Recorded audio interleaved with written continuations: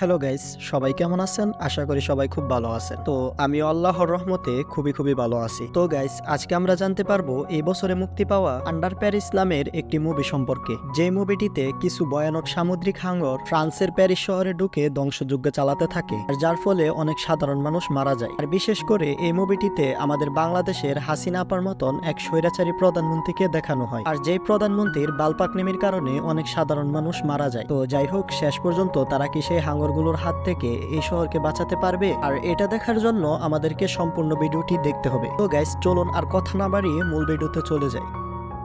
গল্পের শুরুতে আমরা এই মুভির প্রধান চরিত্র সুফিয়াকে দেখতে পাই। সে একজন মেরিন গবেষক ছিল, যে কিনা তার টিমকে নিয়ে বেশ কয়েক মাস ধরে লিলিপ নামে একটি হাঙরের উপর রিসার্চ করছে। আর সেই টিমে সুফিয়ার হাজবেন্ড ক্রিস্টিও ছিল। সুফিয়া আর ক্রিস্টি মিলে একটি ব্লগ ভিডিও বানাচ্ছিল, আর তখন হঠাৎ তাদের টিমের একজন এসে বলে তারা একটি সিগন্যাল পেয়েছে। আর এটা শোনার মাত্রই ক্রিস্টি টিম মেম্বারদেরকে নিয়ে সমুদ্রে ডুব দেয়। আর এদিক দিয়ে সুফিয়া ও তার সাথে থাকা একটি মেয়ে সবকিছু পর্যবেক্ষণ করতে থাকে। আর এদিক দিয়ে ক্রিস্টিরা লিলিপকে খুঁজতে গিয়েছিল ঠিকই, কিন্তু সেখানে তারা একটি মৃত হাঙরকে দেখতে পায়। এরপর ক্রিস্টি এটার কাছে গিয়ে দেখতে পারে এটি একটি বাচ্চা হাঙর, এবং এই হাঙরের শরীরের অর্ধেকটা অংশ নেই, মানে দেখে বোঝা যাচ্ছে যে সেটুকু কোনো প্রাণী কামড়ে নিয়ে গিয়েছে। আর এই ব্যাপারটা তাদের কাছে বেশ অদ্ভুত লাগে, এবং এটা নিয়ে যখন তারা ভাবতে থাকে ঠিক তখনই তাদেরকে এক ঝাঁক হাঙর এসে ঘিরে ফেলে। কিন্তু এখানে অদ্ভুত বিষয় হলো তারা সবাই মেয়ে হাঙর ছিল, আর ক্রিস্টিরা ভালো করে জানতো কিভাবে এই হাঙরগুলোকে হ্যান্ডেল করতে হয়, তাই তারা বেশ শান্ত হয়ে থাকে। আর এরপর সেই মেয়ে হাঙরগুলো চলে যাওয়ার পর সেখানে লিলিপ চলে আসে। আর লিলিপকে দেখে সুফিয়া তার নিজের চোখকে বিশ্বাস করতে পারছিল না, কারণ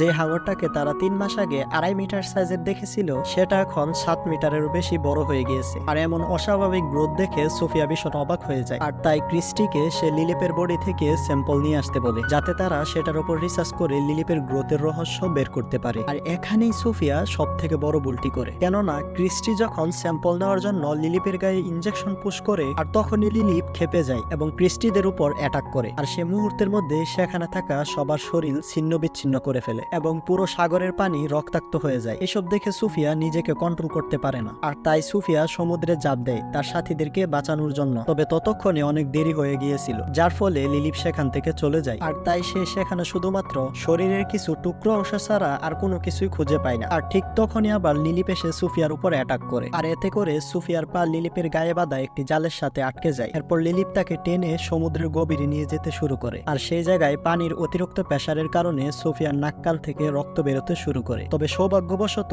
সোফিয়া ধারালো কোনো একটা কিছুর মাধ্যমে সেই জালটাকে কেটে উপরে চলে আসে, আর এই যাত্রায় সোফিয়া কোনো রকম ভাবে বেঁচে যায়। আর তারপর এখান থেকে সিন শিফট হয়ে আমাদেরকে 3 বছর পরের দৃশ্য দেখানো হয়। আর তখন আমরা দেখতে পারি সোফিয়া শার্কদের উপর রিসার্চ করা ছেড়ে দিয়েছিল, এবং কাইন্ড অফ অ্যাকোরিয়াম নামে একটি অর্গানাইজেশনে কিছু বাচ্চাদেরকে সমুদ্রে বিভিন্ন মাছের বিষয়ে ধারণা দিচ্ছিল। আর তারপর আমরা মিকা নামের একটি মেয়েকে দেখতে পাই, যে একজন মেরিন রিসার্চার, আর যাদের কাজই ছিল সমুদ্রের বিভিন্ন প্রাণীদেরকে বাঁচানো। আর তখন মিকা অফিসের কাজ শেষ করে সুফিয়ার সঙ্গে দেখা করতে যায়, এবং সুফিয়াকে নিয়ে মিকা অর্গানাইজেশনের হেডকোয়ার্টারে চলে আসে। আর তারপর মিকা সুফিয়াকে বলে, আমরা 3 বছর আগে লিলিপ নামের যে শার্কের উপর রিসার্চ করেছো, সেই লিলিপ এখন সমুদ্র থেকে কিছুদিনের মধ্যে সেন্ড্রিবা নদীতে প্রবেশ করবে। আর গাইস, সেন্ড্রিবা নদী হচ্ছে ফ্রান্সের একটি নদীর নাম। যাই হোক, মিকা তারপর বলে যদি এখন লিলিপকে না আটকানো যায় তাহলে কিছুদিনের মধ্যে প্যারিস শহরে চলে আসবে। আর মিকার এসব বিশ্লেষণ দেখে সুফিয়া তখন বলে, প্যারিসের স্বচ্ছ মিষ্টি পানিতে কখনই হাঙ্গর আসতে পারবে না, আর যদি কোনোভাবে সে চলেও আসে তাহলে সে বেশি দিন সার্ভাইভ করতে পারবে না। আর তখন মিকা তাকে জানায় যে তারা আজকে লিলিপকে খুঁজতে সেই নদীতে যাবে, তাদের সাথে সুফিয়াকে যাওয়ার জন্য অনুরোধ করে। কিন্তু সুফিয়া এই বিষয়টাতে রাজি হয় না এবং সেখান থেকে বেরিয়ে যায়। আর বাসায় এসে সে পুরনো জিনিস ঘাটাঘাটি করতে গিয়ে একটি ট্যাপ খুঁজে পায়, আর যেই ট্যাপটিতে 3 বছর আগেকার ভিডিওগুলো সেভ করা ছিল। সুফিয়া সেই ভিডিওগুলো দেখে ভীষণ ইমোশনাল হয়ে পড়ে। এমন সময় হঠাৎ মিকার কথাগুলো তার মনে পড়ে। তখন সে ট্র্যাকারের মাধ্যমে জানতে পারে যে লিলিপ সত্যি প্যারিসে চলে এসেছে, কিন্তু মিকারা তো সেই রাতে নদীতে যেতে চেয়েছিল। তাই সোফিয়া তৎক্ষণাৎ মিকাকে ফোন করে সাবধান করার জন্য, কারণ এই হাঙ্গরের ভয়াবহতা একমাত্র সোফিয়াই জানে। কিন্তু দুর্ভাগ্যবশত মিকার ফোনটি বন্ধ ছিল, তাই সে একটি ভয়েস মেসেজ পাঠিয়ে রাখে। আর এইদিকে মিকা আর বেনকে দেখা যায় তারা নদীতে চলে এসেছে। সেখানে মিকা নদীতে নেমে যায়, আর বেন তার জন্য বোটে বসে অপেক্ষা করতে থাকে। মিকা নদীতে নামার সময় তার গায়ে একটি হুক লাগিয়েছিল, যাতে ও উপরে কোনো সমস্যা হলে বেন সে হুকটাকে টান দিয়ে মিকাকে সিগন্যাল দেয়। এরপর মিকা নদীর গভীরে গিয়ে একটি গাড়ি দেখতে পায় এবং সে তখন গাড়িটার দিকে এগিয়ে যায় আর গাড়িটার বডিতে সে অদ্ভুত কিছু চিহ্ন দেখতে পায়। আর এগুলো দেখে মনে হচ্ছিল যে এই গাড়িটির উপর কোনো বড় প্রাণী অ্যাটাক করেছিল। এমন সময় হঠাৎ সেখানে পুলিশ চলে আসে।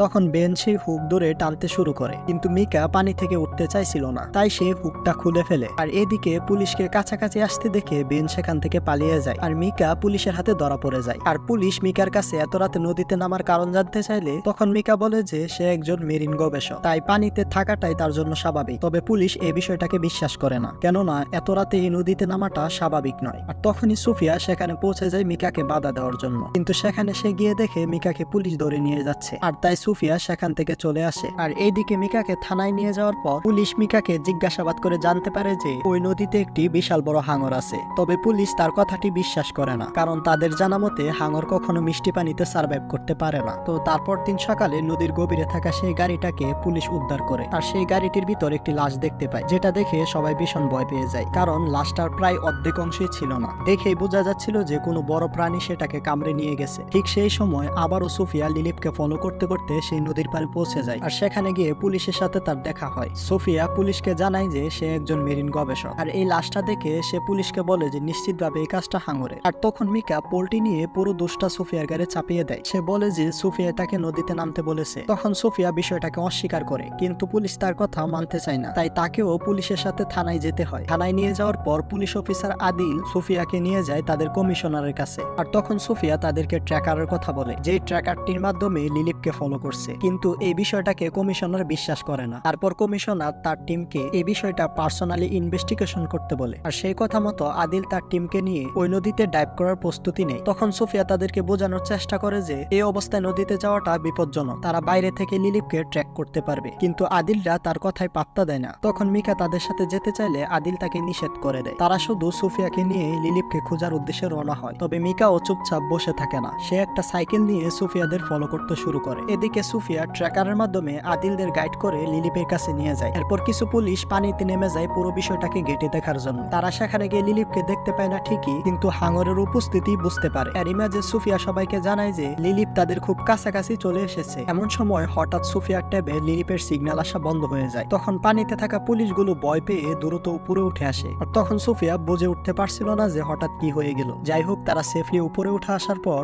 রাডার চেক করে জানা যায় তাদের আশেপাশে একটি বড় হাঙর ছিল। আর তারপর আমরা মিকাকে দেখতে পাই। আর মিকা মনে করেছিল পুলিশরা লিলিপকে মেরে ফেলবে, তাই সে লিলিপকে বাঁচানোর চেষ্টা করছিল। আর যেই কারণে সে বেনের সাথে কথা বলে সুফিয়ার ডিভাইসে লিলিপের সিগন্যাল বন্ধ করে দেয়। আর তখন এটা বুঝতে পেরে সুফিয়া সোজা চলে যায় মিকাদের ল্যাবে। মিকাকে তার কাজের জন্য সুফিয়া বকাচকা করতে শুরু করে। সে মিকাকে বলে যে ওই হাঙরের জন্য তার টিমকে হারাতে হয়েছে, তাই তাকে বাঁচানোর চেষ্টা করাটা ভুল হবে। কিন্তু মিকা তার কথা মানতে চায় না। তার ধারণা ছিল হাঙররা বিনা কারণে কখনোই কারোর উপর অ্যাটাক করে না। আর সুফিয়ার বন্ধুদের সাথে যেটা হয়েছিল তার পিছনে সম্পূর্ণ সুফিয়ার দোষ ছিল। আর এটা শুনে সুফিয়া ভীষণ কষ্ট পায় এবং সেখান থেকে চলে যায়। আর এদিকে আদিল গিয়ে কমিশনারকে সেই হাঙরের বিষয়টা জানায়। আর এটা শুনে কমিশনার খুব টেনশনে পড়ে যায়, কারণ কিছুদিনের মধ্যে সেই নদীতে একটি আন্তর্জাতিক সাঁতার প্রতিযোগিতা হতে চলেছে। আর সেটা প্যারিস শহরের মেয়র নিজে অর্গানাইজ করেছে। আর এই 24 সালের অলিম্পিক গেমসও কিন্তু ওই প্যারিসে অনুষ্ঠিত হচ্ছে গাইস। হতে পারে সেটাকেও কেন্দ্র করে এই মুভিটিকে বানানো হয়েছে। তো যাই হোক, আদিল তারপর কমিশনারকে বোঝায় যে এমন বিপজ্জনক মুহূর্তে এই ইভেন্টটা করা উচিত হবে না। আর তাই তারা মেয়রের কাছে গিয়ে সেই ইভেন্টটাকে ক্যান্সেল করার জন্য অনুরোধ করে, কিন্তু ওই মেয়র তাদের কথা শোনে না, কারণ ওই ইভেন্টে প্রায় $170 কোটি খরচ হয়েছে। যে কারণে এই ইভেন্ট ক্যান্সেল হয়ে গেলে তাদের অনেক বড় ক্ষতি হবে। মেয়র তাদেরকে অর্ডার দেয় যেভাবেই হোক ওই হাঙরটাকে সেখান থেকে তাড়াতে। তবুও সে এই ইভেন্ট কোনো মতে ক্যান্সেল করবে না। কমিশনার তখন হতাশ হয়ে ফিরে আসে আর ভাবতে থাকে কিভাবে প্যারিস শহরকে লিলিপের হাত থেকে রক্ষা করবে। আর এরই মাঝে মিকার একটি ভাইরাল ভিডিও তাদের চোখে পড়ে। সেখানে সে সবাইকে উদ্দেশ্য করে বলছে হাঙর খুবই শান্ত স্বভাবের প্রাণী, তাদের জন্যই সাগরের স্থিতিশীলতা বজায় আছে। কিন্তু বর্তমানে কিছু মানুষ ওই হাঙরগুলোকে মারার জন্য উঠে পড়ে লেগেছে। আর প্রতি বছর অনেক হাঙর মারা যাচ্ছে, আর এতে সমুদ্রের পরিবেশ নষ্ট হচ্ছে আর তার প্রভাব পড়ছে বাইরের পরিবেশেও। তাই সে সবাইকে ওই হাঙরগুলোকে বাঁচানোর জন্য আহ্বান জানায়। আর তখন মিকা সবাইকে ওই নদীর ভিতর একটি টানেলের কাছে আসতে বলে, আর যেই টানেলটির নাম হলো ক্যাটাকম্বস। আর এরপর সিন শিফট হলে আমরা দেখতে পাই বেন পুলিশের কাছে গিয়ে জানায় যে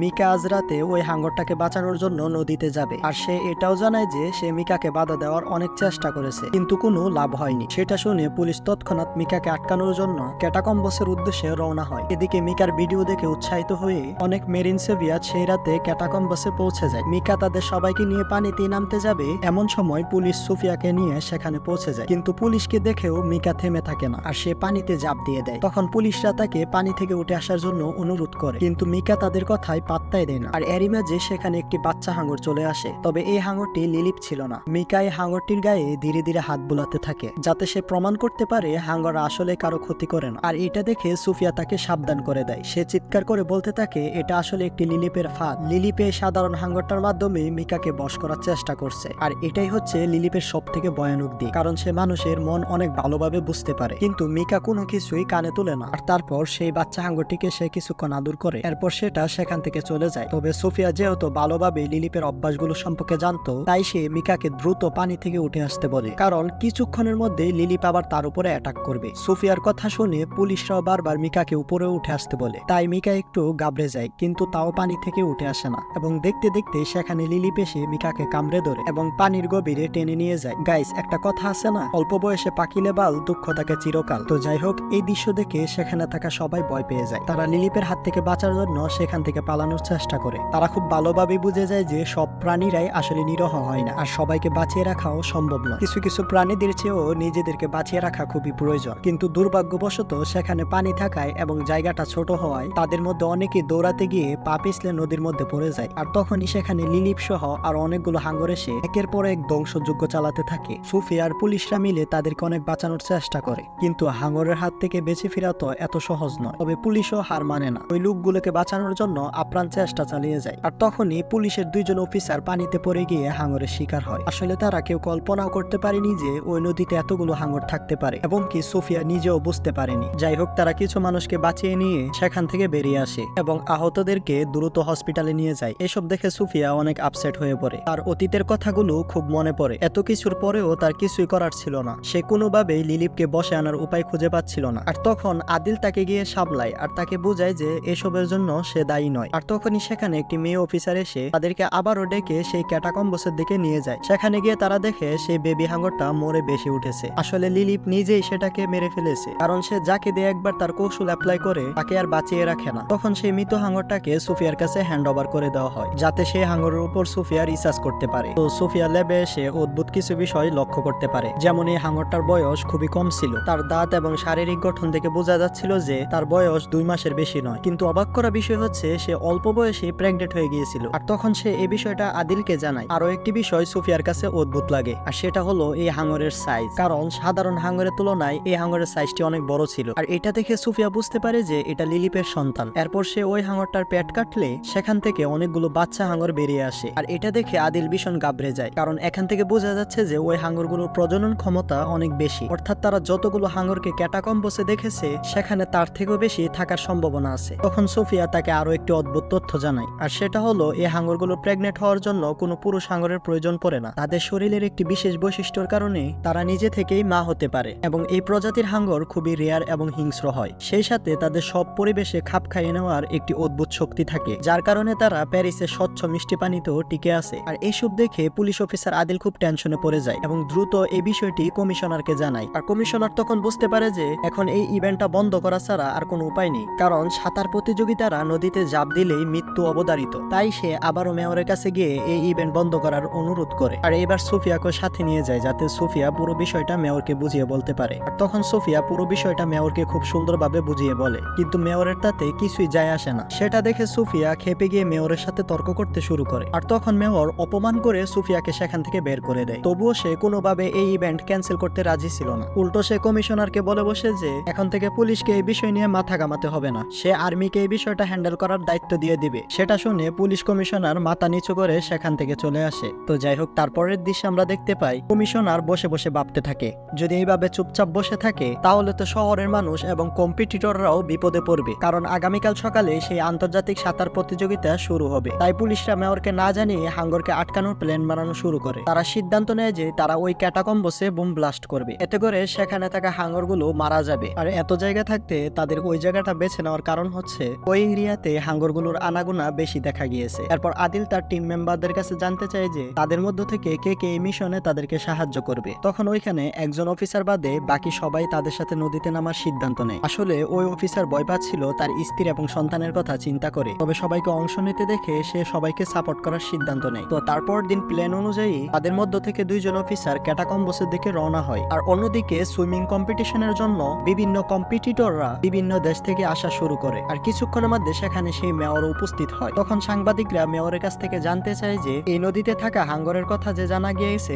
এই কথাটা কতটুকু সত্য। আর তখন মেয়র তাদেরকে জানায় যে এই বিষয়টা শুধু গুজব মাত্র। আসলে এই মেয়রের আইডিয়াই ছিল না যে তার এই জেদ এবং মিথ্যা কথার কারণে কিছুক্ষণের মধ্যে কত মানুষের প্রাণ যাবে। আর তারপর সিন শিফট হলে আমরা দেখতে পাই বোট নিয়ে যাওয়া সেই 2 পুলিশকে আর্মির লোকেরা বাধা দেয়। আর তারা জানায় যে আর্মিরা সেই হাঙ্গরকে বাধা দেওয়ার জন্য সম্পূর্ণ প্রস্তুতি নিয়ে রেখেছে। আর সেই প্রস্তুতিটা হলো তারা ওই নদীর অংশটাতে একটি বড় জাল বিছিয়ে রেখেছে। যদি ঘটনাক্রমে সেখানে হাঙ্গর চলেও আসে তাহলে তারা জাল বেদ করে এখানে আসতে পারবে না। বাই সিরিয়াসলি সাধারণ একটি জাল দিয়ে তারা হাঙ্গর আটকে ফেলবে? বিষয়টা খুবই হাস্যকর। তবে যাই হোক, পুলিশরা খুব ভালোভাবে বুঝতে পারে যে আর্মিদের এই বোকামির প্ল্যান কোনো কাজ করবে না। আর তাই তারা ফোন করে কমিশনারকে এই বিষয়টা জানায়। আর কমিশনার আর্মি অফিসারকে ফোন করে বলে যে পুলিশরা হাঙ্গর ধরতে নয় বরং অন্য একটি বিশেষ কাজে গিয়েছে, তাই আর্মিরা তখন তাদেরকে ছেড়ে দেয়। অন্যদিকে সোফিয়া, আদিল ও তার টিম মেম্বাররা নদীর গভীরে গিয়ে ক্যাটাকম্বসে বোম ব্লাস্ট করার প্রস্তুতি নিতে থাকে। কিন্তু তখনই তারা একটি ভয়ানক দৃশ্য দেখতে পায়। সেটা হচ্ছে শত শত হাঙ্গর তাদেরকে ঘিরে ফেলেছে। আর এসব দেখে তারা খুব ভয় পেয়ে যায়। তখন সোফিয়া সবাইকে শান্ত থাকতে বলে, কারণ তাদের মুভমেন্ট দেখে হাঙ্গরগুলো ভয় পেয়ে গেলে তাদের উপরে অ্যাটাক করবে। তাই সোফিয়ার কথা মতো সবাই শান্ত থাকে। তখন হাঙ্গরগুলো তাদেরকে কিছুই করে না। এরপর তারা খুব সাবধানে বোমগুলো বিভিন্ন জায়গায় সেট করতে থাকে। আর যখনই তাদের মধ্যে একজন এই বোমগুলো ব্লাস্ট করতে যাবে তখনই তার মুভমেন্ট দেখে তার উপর একটি হাঙ্গর অ্যাটাক করে তার শরীরটা মুহূর্তের মধ্যে টুকরো টুকরো করে ফেলে। তখন তার হাত থেকে বোমের রিমোটটা নিচে পড়ে যায়। আর সোফিয়া বুঝতে পারে তাদের বিপদ ঘনিয়ে এসেছে। সে আগেরবারের মতো ভুল করে তার সঙ্গীদেরকে হারাতে চায় না। তাই সে দ্রুত সবাইকে উপরে উঠে যেতে বলে, কিন্তু ততক্ষণে অনেক দেরি হয়ে গিয়েছিল। হঠাৎ একদল হাঙ্গর এসে তাদের উপর অ্যাটাক করে। সেখানে সুফিয়া এবং আদিল বাদে বাকি সবাই একে একে মারা যায়। আর তখন সুফিয়া কোনোভাবে সেখানে তাকে একটি বুম ব্লাস্ট করে দেয়। এতে করে বেশ কিছু হাঙ্গর মারা যায়। আর সেই ব্লাস্টের প্রেসারে তারা 2 জন পানির উপরে চলে আসে। তবে আদিল বেশ আহত হয়ে গিয়েছিল, তাই তাকে বুটে রেখে আবারও সুফিয়া পানির নিচে যায়। আর এবার ফাইনালি সে লিলিপকে দেখতে পায়। তাকে দেখেই সুফিয়া বুঝে যায় যে লিলিপ তার বাচ্চাদেরকে মারার কারণে ভীষণভাবে রেগে গিয়েছে। আর সে এখন এর প্রতিশোধ নিয়েই ছাড়বে। আর এইদিকে মেয়রের নির্দেশে সেই কম্পিটিশন শুরু হয়ে গিয়েছে। আর তখন প্রতিযোগীরা পানিতে সাঁতার কাটা শুরু করেছে। আর এদিক দিয়ে লিলিপও কোনোভাবে থেমে থাকে না। সে আর্মিদের বিছানো জাল নিয়েই সামনের দিকে যেতে থাকে। আর তারপর লিলিপ সেই কম্পিটিটরদের উপর অ্যাটাক করে। একে একে তাদের মধ্য থেকে মানুষ গায়েব হতে শুরু করে। আর পুরো নদীর পানি রক্তাক্ত হয়ে যায়। আর এই দৃশ্য দেখে সেখানে সব দর্শকরা ঘাবড়ে যায় এবং সেখানে হুলস্থুল পরিবেশ শুরু হয়। আর তখন পানিতে থাকা লোকগুলো উপরে ওঠার চেষ্টা করে। আর এইসব হুলস্থুলের মধ্যে পারে থাকা অনেকে ধাক্কা খেয়ে সেই পানিতে পড়ে যায় এবং সেখানে হাঙ্গরের হাতে মারা যায়। আর এমন সময় আর্মিরা এসে সেই হাঙ্গরগুলোকে টার্গেট করে গুলি চালাতে শুরু করে। আর তখন সুফিয়া তাদেরকে থামতে বলে। আর এখানে সুফিয়াই নয়, পুলিশের সবাই তাদেরকে গুলি চালাতে নিষেধ করে, কারণ পানির নিচে অনেক পুরনো মিসাইল পড়ে আছে। হয়তো এই গুলির কারণে ওই মিসাইলগুলো ব্লাস্ট হতে পারে। কিন্তু আর্মির লোকেরা তাদের কথা মানে না। তারা অনবরত গুলি চালিয়ে যেতেই থাকে। আর কিছুক্ষণের মধ্যে সুফিয়ার ভয়টা বাস্তবে রূপ নেয়। হাঙ্গরের মুভমেন্টের কারণেই পানিতে থাকা মিসাইলগুলো একে একে ব্লাস্ট হতে শুরু করে। আর তখন নদীতে উত্তাল ঢেউয়ের সৃষ্টি হয়। আর সেই ঢেউ সুনামির রূপ নিয়ে পুরো প্যারিস শহর ধ্বংস হতে শুরু করে। আর সেখানে থাকা ব্রিজগুলো চোখের নিমিষে চুরমার হয়ে যায়। আর এসব দেখে মেয়র ভীষণ ভয় পেয়ে যায়। আর তখন সে বুঝতে পারে যে তার সিদ্ধান্তটা ভুল ছিল। সে তৎক্ষণাৎ সেখান থেকে পালানোর চেষ্টা করে, কিন্তু তাতে কোনো লাভ হয় না। পানির স্রোত তাকেও ভাসিয়ে নিয়ে যায়। আর এখানে সুফিয়া ধরে নিয়েছিল তার আর বাঁচবে না। কিন্তু সৌভাগ্যবশত সে অনেক কষ্টে আদিলকে নিয়ে একটি বিল্ডিং এর ছাদে আশ্রয় নেয়। আর তারপর আদিলের জ্ঞান ফিরে এবং আদিল সুফিয়ার কাছে জানতে চায় যে তাদের যুদ্ধ শেষ হয়েছে কিনা। তখন সুফিয়া অসহায় চোখে আশেপাশে তাকায়। পুরো প্যারিস শহর পানির নিচে তলিয়ে গিয়েছে। আর সুফিয়াদের চারপাশে শত শত হাঙ্গররা ঘুরে বেড়াচ্ছে। আর এখানে এই গল্পটির সমাপ্তি হয়।